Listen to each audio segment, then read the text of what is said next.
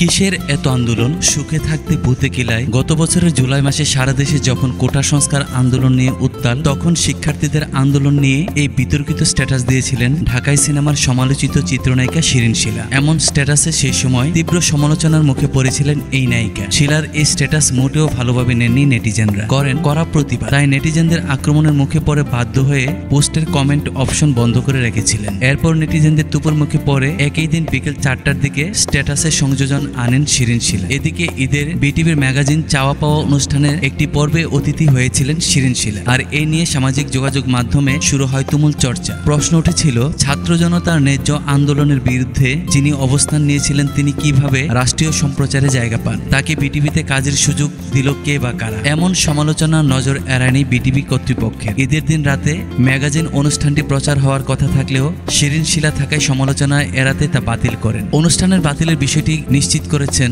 গ্রন্থনার দায়িত্বে থাকা কবি আসাদ কাজল। তিনি বলেন, জুয়েল আইজ এই অনুষ্ঠানে অতিথি হওয়ার কথা ছিল, কিন্তু তার ব্যস্ততার কারণে না পাওয়াতে শিরিন শিলাকে অতিথি করা হয়। আমরা আসলে অবগত ছিলাম না যে তিনি গণ অভ্যুত্থানের বিপক্ষে ছিলেন এবং ছাত্রদের বিপক্ষে অবস্থান নিয়ে সমালোচিত হয়েছেন। বিষয়টি যখন আমাদের নজরে আসে তখন কর্তৃপক্ষের সঙ্গে আলাপ করলে তারা অনুষ্ঠানটি বাতিলের সিদ্ধান্ত নেন। তিনি আরো বলেন, রেকর্ডিং এর পর দেখেছি খুব দারুণ একটি অনুষ্ঠান হয়েছিল, কিন্তু শিরিন শিলা থাকায় শেষ পর্যন্ত ম্যাগাজিন অনুষ্ঠানটি স্থগিত করতে হয়। সামনে এটি নতুন করে করার আগ্রহ আছে।